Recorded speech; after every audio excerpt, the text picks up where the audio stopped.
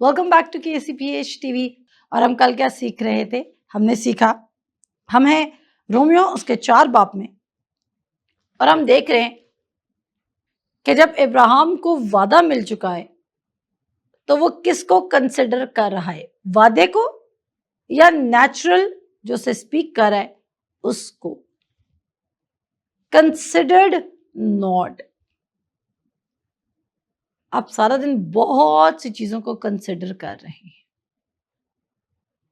वो कहता है और उसने लिहाज ना करके, उसने लिहाज नहीं किया, उसने नहीं बोला कि हाँ वैसे हकीकत तो हमारी यही है।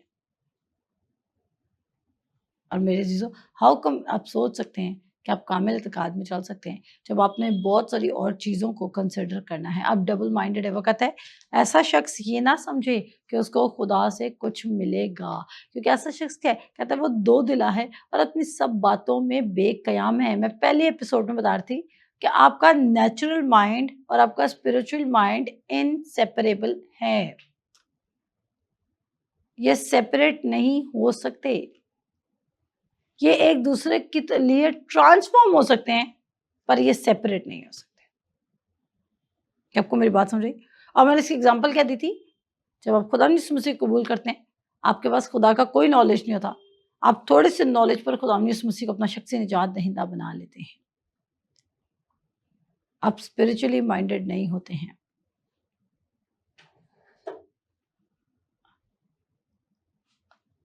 और उसके बाद क्या होता है? जब आप स्पिरिचुअली माइंडेड नहीं होते हैं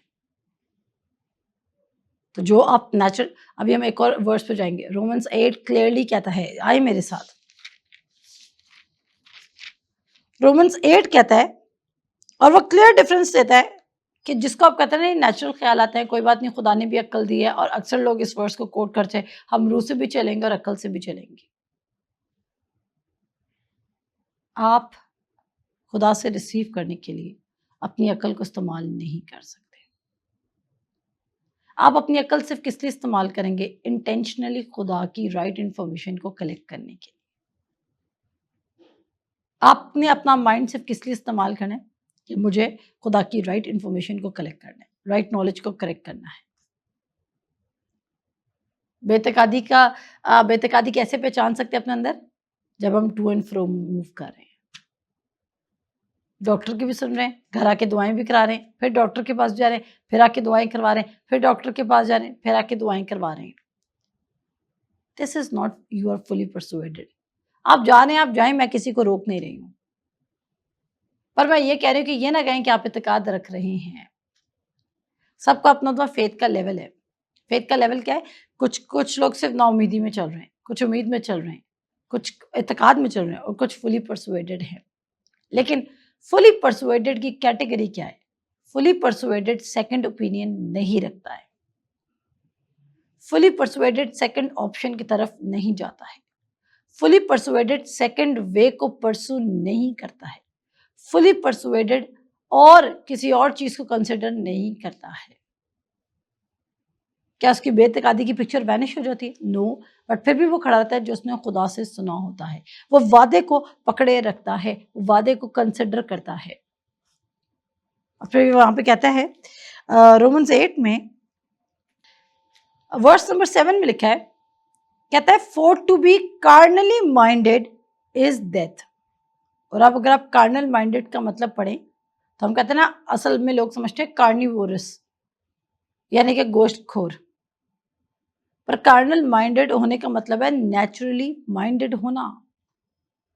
कहते हैं for to be carnally minded is death but to be spiritually minded is life and peace. Life and peace कैसे निकलेंगे? जब हम स्पिरिचुअली माइंडेड होंगे। मैंने आपको कहा ना कि साइंस हैं, आप अपनी हालत से गैस कर सकते हैं कि आप इत्तेकाद में चल रहे हैं या आप बेतकादी में चल रहे हैं। इत्तेकाद का साइन क्या है? आप लाइफ एंड पीस में, इसका मतलब है पीस। सिम्टम्स बोल रहे हैं लेकिन आप पीस में हैं because you know that it is already done. Peace. आप फिर एक जंग नहीं कर रहे अपने आप से, आप जंग नहीं करे जाके कि मैं दूसरा तरीका क्या अपनाऊं। you are persuaded. पर मैंने आपको कहा कि इब्राहिम के साथ कहता है for to be carnally minded is death. जिस्मानी नीयत मौत है, पर रूहानी नीयत इत्मीनान और जिंदगी है. Use the English Bible, English context में पढ़ेंगे आपको बेटर अंडरस्टैंडिंग मिलेगी. कहता है for to be carnally minded is death. अब वो शख्स जो खुदा के कलाम को सुन रहा है लेकिन घर अपना फिर भी उसकी बात को सुन रहा है लेकिन अमल नहीं कर रहा, वो शख्स कौन है? वो रेत पर घर बनाने वाला शख्स है. क्या उसको फायदा होगा? नो. वर्ड को सुनना इनफ नहीं है, वर्ड को सुनते जाना और फिर डिसीजन लेना इंपॉर्टेंट है. आप वर्ड सुन रहे लेकिन करते आप सारा कुछ अपनी है.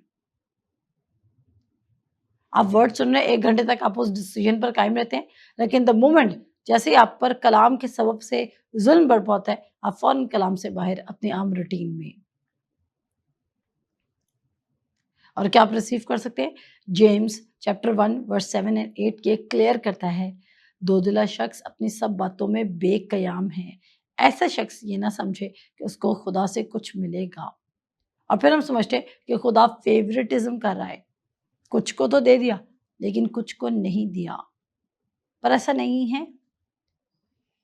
खुदा हमारे साथ रेस्ट में है क्योंकि अब वो हम में अबाइड कर रहा है और उसने सारे काम जो कुछ हमें चाहिए. मैं हमेशा पतरस का खत कोट करती हूँ. वो कहता है जितनी बातें जिंदगी गुजारने के लिए और दीनदारी के लिए चाहिए वो उसकी पहचान में तुम्हें अनायत कर दी गई हैं. इस बात में कि आपको नहीं मिली है. वो कहता है जितनी बातें जिंदगी गुजारने के लिए और दीनदारी के लिए चाहिए वो उसकी पहचान में तुम्हें अनायत कर दी गई हैं. You have been given. अब हमारी जंग ये नहीं है, हमारी बैटल ये नहीं है कि हमने खुदा को मनाना है. हमारी बैटल ये है कि हमने अपने नेचुरल माइंड को कंसिडर नहीं करना और हमने अपने नेचुरल माइंड को अलाउ करना है कि वो कोप अप करे हमारे स्पिरिचुअल माइंड के साथ. और हमें ये बात भी याद रखनी है कि एक ही वक्त में हमारा नेचुरल माइंड भी एक्टिव हो सकता है और स्पिरिचुअल माइंड भी एक्टिव हो सकता है. हम एक टाइम पर खुदा की बात भी सुन रहे हैं और अपने बदन की बात भी कंसिडर कर रहे हैं. जो लोग दुआ भी करवा रहे थे और दवाइयाँ भी खा रहे थे वो क्या करें? वो नेचुरली माइंडेड भी और स्पिरिचुअली माइंडेड भी हैं. आई एम नॉट सेइंग आप मेरे कहने पे दवाई छोड़ दें, पर मैं आपको कह रही हूँ कि आप फुली परसुएडेड हो सकते हैं कि आप दवाई छोड़ सकते हैं, मेडिसिन. और उसके बाद वो क्या कहते हैं? कहते हैं because the carnal mind is enmity against God. इसके अलावा मैं कहती हूँ फिर हमारी यहाँ पे बात फुल स्टॉप हो जाती है, पीरियड. कलाम कह रहे carnal mindedness is enmity to God. खुदा से दुश्मनी है. अब एनीथिंग जब आप खुदा के कलाम को छोड़कर इसके अलावा आप किसी भी चीज को कंसिडर करें तो आप, मैं ये नहीं कहूँगी खुदा आपके खिलाफ हो जाएगा, पर आप क्या करें? अच्छा देखिए खुदा की किसके साथ दुश्मनी है? इब्लीस के साथ. Carnal mind is enmity to God. और आप खुदा के साथ एनिमिटी में कब चल सकते हैं, यानी कि दुश्मनी में कब चल सकते हैं? जब आप खुदा के अलावा किसी और बात को कंसिडर कर रहे हैं. क्या खुदा सजा देगा? नो, खुदा सजा नहीं देगा. पर ये कलाम हकीकत लिख रहा है. रोमियो का खत उसका 8 बाब और उसकी 7 आयत. Because the carnal mind is enmity against God for it is not subject to the law of God neither indeed can be. जब आप नेचुरली चलेंगे तो you are not aligning with the truth of the word. और फिर मैंने कहा he considered not. वो natural mind के साथ नहीं चल रहा क्योंकि बहुत लंबे अरसे से वो नेचुरल माइंड के साथ चल रहा था कि दिस इज नॉट पॉसिबल. फिर वो वादे के ऊपर यकीन कर जाता है और वो वादे में चलने लग जाता है और फिर साथ ही चीजें चेंज हो जाती हैं. और क्या होता है? वो नेक्स्ट सीजन में उसके पास एक बेटा होता है जो वादे से आया बेटा है. नेचुरल सर्कमस्टांसेस से नहीं, वादे से आया हुआ बेटा. आप देख रहे हैं वादा, खुदा का वादा एक बांझ से औलाद पैदा करवा सकता है. खुदा का वादा एक 100 बरस के आदमी को दोबारा औलाद पैदा करने की पावर दे सकता है। सो जो वादा है वो आपकी लाइफ को चेंज कर सकता है। खुदा के वादे कहते हैं उसके सारे वादे हाँ के साथ हैं और आमीन हैं। आप ये नहीं कह सकते पता नहीं ये वाला वादा खुदा ने मुझसे किया है या नहीं किया है। खुदा ने मुझसे और आपसे सारे वादे कर लिए और सारे वादों का जवाब क्या है? यस। और हमने क्या करना है? हमने वादों को कंसिडर करना है। बजाय कि हम हालात को कंसिडर करें, हम किसको कंसिडर करेंगे? वादों को कंसिडर करेंगे। अब जो शख्स वादों को कंसिडर नहीं कर रहा वो अपना घर रेत पे बनाई जा रहा है। क्योंकि वादे आपको कैसे पता चलेंगे? सुनने से और वादों पे खड़े रह। आपका फेथ का एक्शन क्या है कि आप किसी और चीज को कंसिडर नहीं करेंगे। फिर खुदा करूँ आपको बता सकता है कि आपने हेम ऑफ द गारमेंट छूना है या आपने क्या करना है। आपको पता है फेथ के लिए आपको बहुत ज्यादा लाउड होने की जरूरत भी नहीं है। जो शख्स फुली परसुएडेड है जरूरी नहीं वो चीख और चिल्लाकर कन्फेशंस करेगा, 1000 कन्फेशंस घर में वॉक कर करके कलाम ऊंचा ऊंचा बोलेगा एंड देन उसका फेथ मूव करेगा। नो। जब आप वर्ड के अलावा किसी और चीज को कंसिडर नहीं करते हैं तो एक्चुअली आप अपने हार्ट को मूव करते हैं टू बी स्पिरिचुअली माइंडेड। मैंने क्या बोला? जब आप कलाम को कंसिडर करते हैं और आप बाकी चीजों को कंसिडर नहीं करते तो आप अपने हार्ट की पोजीशन को मूव कर रहे हैं from being carnal to being spiritual. आप ऑटोमेटिकली स्पिरिचुअली माइंडेड नहीं होंगे। कलाम क्या है? मेरा कलाम रूह भी है और जिंदगी भी है। आपको स्पिरिट को कंसिडर करना होगा। और फिर वो कहता है For to because the carnal mind is enmity against God, for it is subject to the law of God, neither indeed can be. So then they that are in the flesh cannot please God. अगर आप flash के मुताबिक चल रहे हैं, अगर आप natural के मुताबिक चल रहे हैं, तो you are not walking by the will of God. Will of God ये नहीं आपके लिए कि आपने अमेरिका में जाके प्रीचर बन जाना है।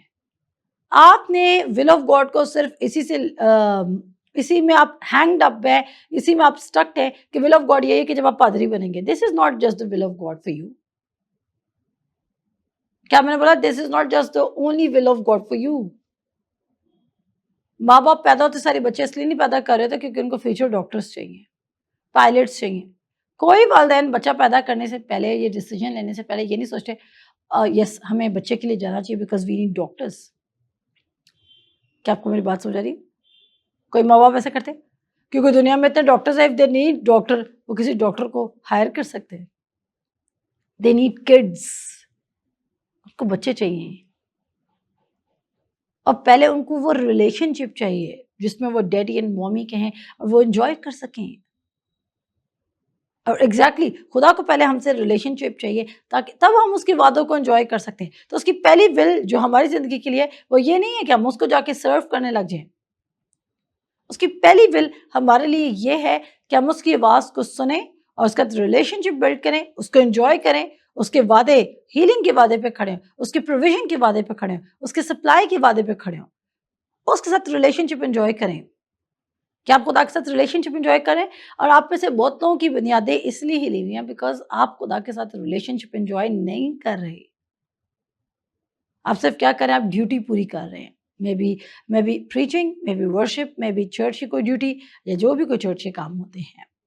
You can do that, but इसके पीछे क्या आप कंसिडर करें कि if I will do that तो खुदा मुझे ब्लेस करेगा, या आप ये कंसिडर करें कि मैं सब कुछ रिसीव कर चुका हूँ and I can do all things through Christ who strengthens me. Amen. इसको कंटिन्यू करते हैं नेक्स्ट एपिसोड में। खुदा हाफिज।